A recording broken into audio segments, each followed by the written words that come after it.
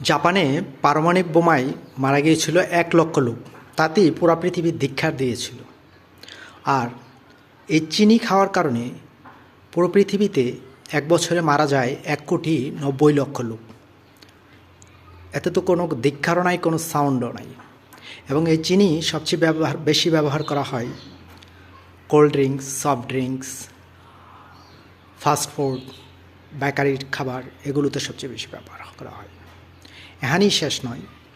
এছাড়া আপনি চিনি খাওয়ার কারণে আপনার তৃতীয় চোখে ক্যালসিফাইড হয়ে যায়, অর্থাৎ ক্যালসিয়ামের প্রলেপ পড়ে যায়। ফলে এখানে টিউমার হয়, পাথর হয়। এবং এই চিনির কারণে আপনার আলজাইমার এবং পার্কিনসনের মতো ভয়ানক ডিজিজগুলো হচ্ছে।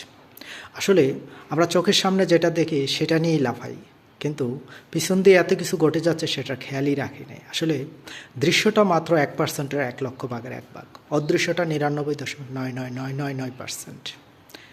এই সাটল বিষয়গুলোকে খেয়াল করতে হবে, তাইলেই জীবনের আসলে মানে খুঁজে পাবেন, আপনি আপনার জীবনকে সুন্দর করে সাজাতে পারবেন।